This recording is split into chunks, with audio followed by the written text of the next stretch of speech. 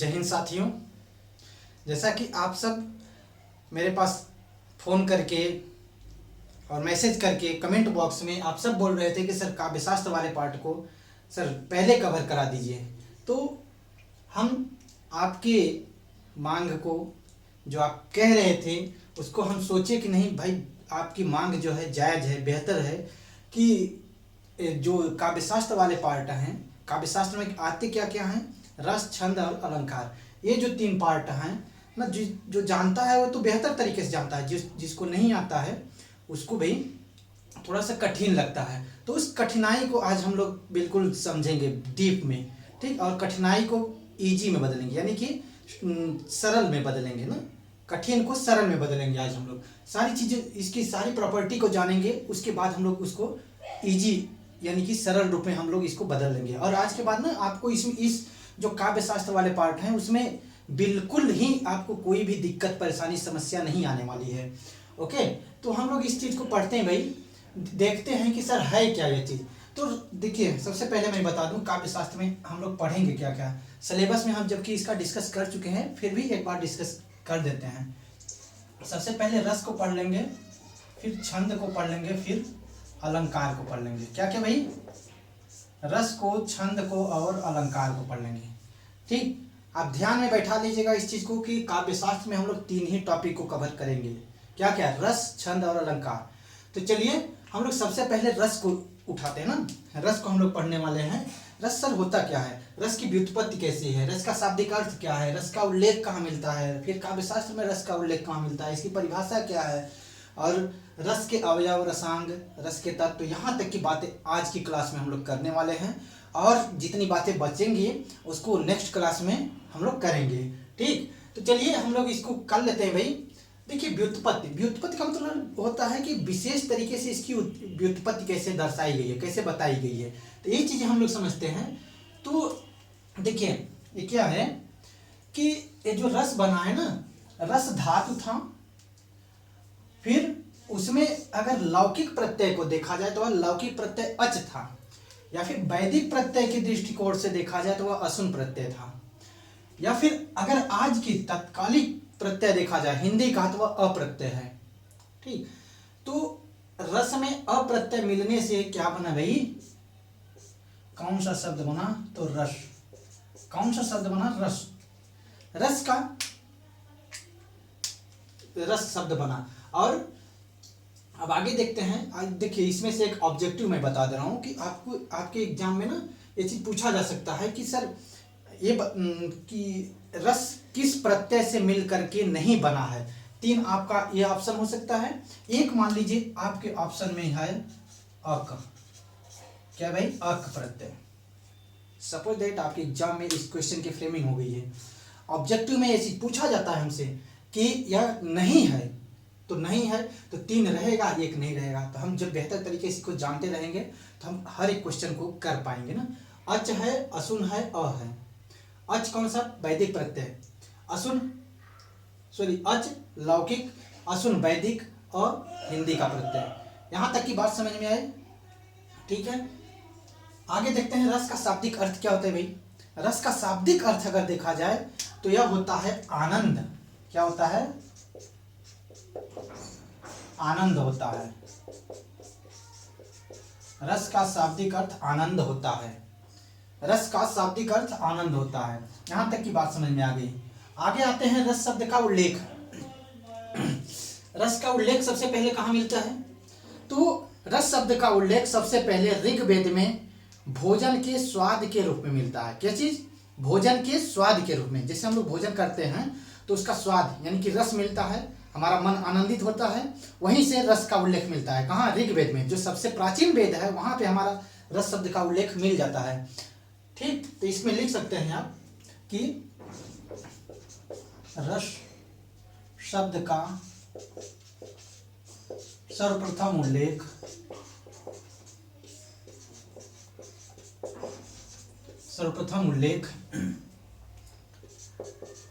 ऋग्वेद में भोजन के स्वाद के रूप में के रूप में मिलता है। कहाँ मिलता है? पूछा जा सकता है आपसे क्वेश्चन कि ऋग्वेद का सर्वप्रथम उल्लेख कहाँ मिलता है, तो सॉरी रस का उल्लेख सर्वप्रथम कहाँ मिलता है, तो ऋग्वेद में मिलता है। ठीक है। आगे अगर हम बात करते हैं काव्य शास्त्र में सर कहाँ रस का उल्लेख सर्वप्रथम मिलता है, तो काव्य शास्त्र में रस का सर्वप्रथम उल्लेख आप जानते होंगे कि सबसे पहले जो काव्य शास्त्री हुए हैं वह भरत मुनि हुए हैं। उनका ही ग्रंथ है नाट्यशास्त्र, उसी में क्या मिलता है? रस का सर्वप्रथम उल्लेख मिलता है काव्य शास्त्र में। काव्य शास्त्र में यहाँ पे लिख देंगे हम कि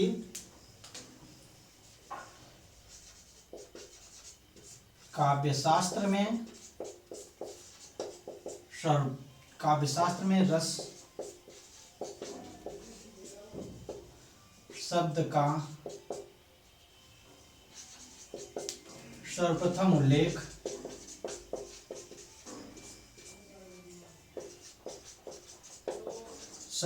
उल्लेख भरत मुनि के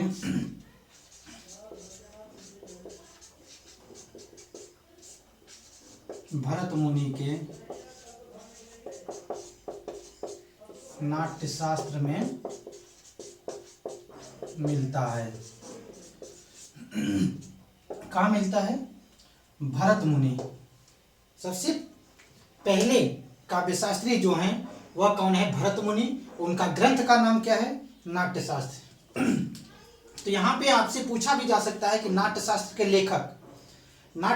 लेखक कौन है, तो आपको मालूम होना चाहिए कि नाट्यशास्त्र के लेखक भरत मुनि हैं। अर्थात ऐसे पूछा जा सकता है कि भरत मुनि के ग्रंथ का नाम क्या है, तो नाट्यशास्त्र। ओके। और काव्य शास्त्र में रस का उल्लेख सबसे पहले कहाँ मिलता है? नाट्यशास्त्र में ही। यहाँ तक की बात समझ में आ गई होगी आपको बेहतर ढंग से भैया। तो चलिए आगे समझते हैं रस की परिभाषा। रस की परिभाषा क्या है? काव्येन पठतेन श्रुतेन वाच नाट्येन दर्शित्वा यह आनंद भवति स रसितुच्यते। अर्थात क्या हुआ भी?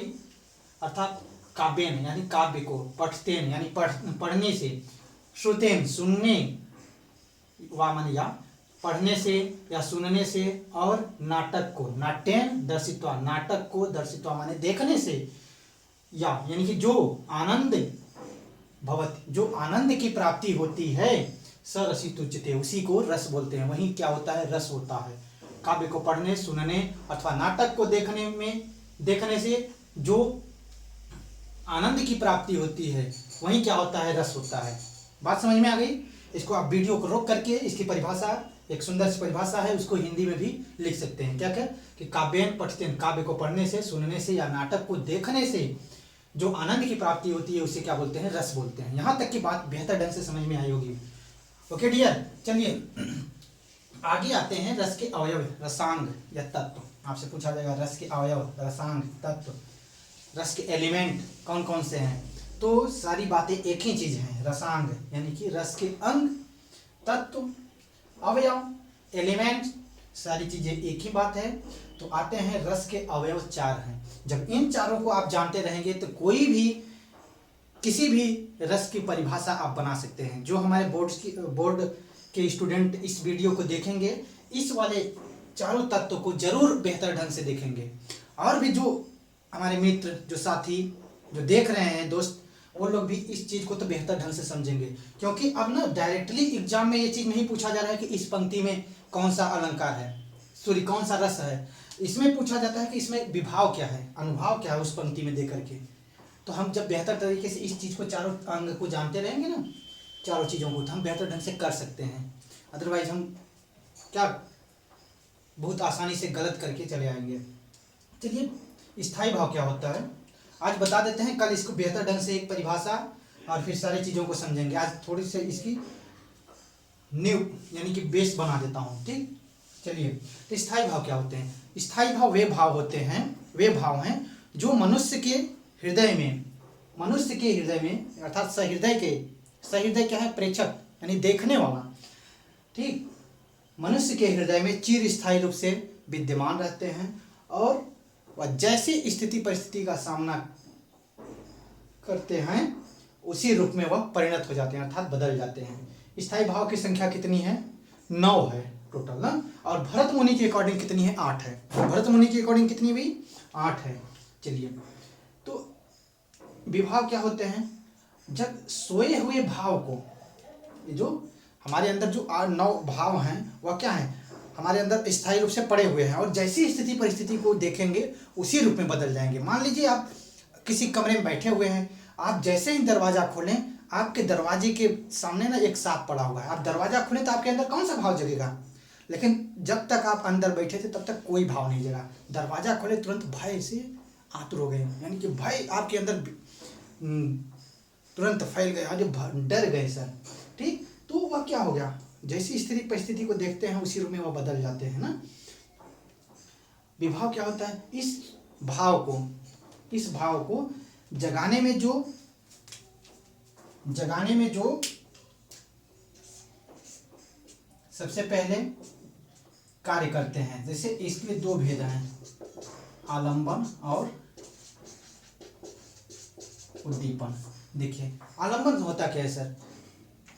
यानी कि सबसे पहले जो भाव को जगाने का काम करते हैं, जो हमारे हृदय में जो भाव पड़े हुए हैं उसको जगाने का जो सबसे पहले काम करते हैं वह क्या होते हैं? आलंबन।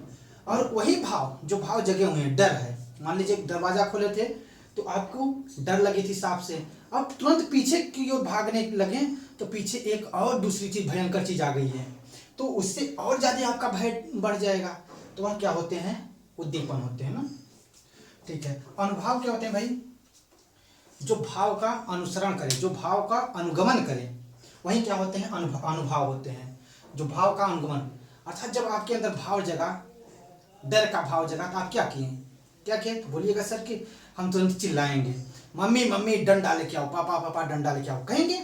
तो वही क्या है? आपका चिल्लाना, हाथ पांव मारना, ये सब चीजें क्या होती है? अनुभाव होते हैं। ठीक। और साथ इसमें कई 4 तरीके के भाव हैं, कायिक है, वाचिक है, सात्विक है, आहार्य है, 4 तरीके के है ना। तो सात्विक में क्या होता है? आप डरेंगे तो आपके अंदर पसीना आ जाएगा, पसीना टपकने लगेगा, आपके रोमांच हो जाएगा, यानी कि रोमे खड़े हो जाएंगे। तो ये सब चीजें भी क्या हैं? आपकी जो भाव जगह है, भाव का अनुगमन कर रहे हैं। जैसा भाव जगता है ना उसी तरीके, जैसे मान लीजिए आपके अंदर करुण भाव जगा, ठीक, करुण रस आया, शोक के भाव जगे, तो आपके अंदर क्या आएगा? अश्रु आने लगेंगे, आंस बहने लगेंगे। तो वह क्या होगा? आप कहें कि आंस बहनो, आंस बह जा मेरे अंदर शोक जगा, नहीं, आपने ऐसा कुछ नहीं बोला, लेकिन वह आपके अंदर ऐसे इमोशंस थे, आपके अंदर ऐसी भावनाएं थी, वह भावनाएं ही आपको प्रेरित कर दी, नहीं आपके अंदर आंसू बहने लगे। तो ये क्या होते हैं? अनुभाव होते हैं। जो भावों का अनुगमन करें, भावों का अनुसरण करें, वही क्या होता है? अनुभाव होता है। ओके, इसको कल और बेहतर तरीके से समझेंगे हम लोग। हालांकि संचारी भाव, ये वे भाव होते हैं, इनकी संख्या देखिए ना, संचारी भाव की संख्या 33 होती है। ये पानी के बुलबुले के समान होते हैं। जैसे पानी का बुलबुला उठता है, फूटता है, उठता है, फूटता है, उठता है, फूटता है, ठीक उसी प्रकार से संचारी भाव भी होते हैं। ठीक, तो इसमें आते हैं तुरंत खत्म हो जाते हैं, आते हैं खत्म हो जाते हैं, कई एक तरीके के भाव होते हैं। ये 33 होते हैं, इनकी संख्या कितनी है? 33। तो यहाँ तक की बात आपको समझ में आई होगी डियर। तो हम लोग ना आज के लिए इतनी ही चीज़ पढ़ेंगे, और जो चीज़ें बचती हैं, ठीक, इसको कल और बेहतर तरीके से समझ लेंगे, और सारे रस को पढ़ेंगे एक एक करके, और उसकी परिभाषा सहित पढ़ेंगे, आपको बेहतर ढंग से समझ में आएगा। और इसके बाद ना आप रस को भूल जाएंगे, कि कभी भूल पाएंगे, कभी नहीं भूल पाएंगे। इस तरीके से हम बताऊंगा आपको। चलिए, तो आप ज़रूर इस वीडियो को देखने के बाद आपको वीडियो कैसी लगी, इसकी आप एनालिसिस करके आप कमेंट बॉक्स में ज़रूर बताइएगा कि सर वीडियो आपकी कैसी लगी, ताकि मैं और बेहतर कर सकूं। ओके, तो अंत में आप सबके लिए 2 लाइन बोलना चाहूँगा कि जब आँखों में अरमान लिया, मंजिल को अपना मान लिया।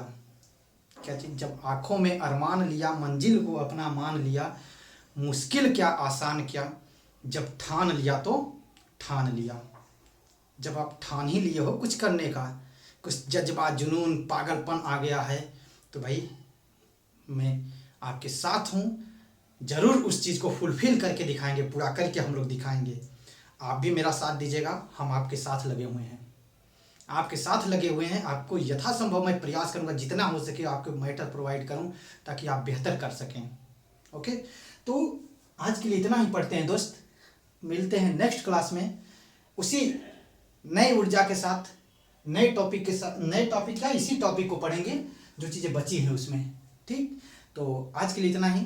थैंक यू, टेक केयर, अपना ध्यान रखिएगा और इसको पढ़ करके लिख नोट कर लीजिएगा। धन्यवाद।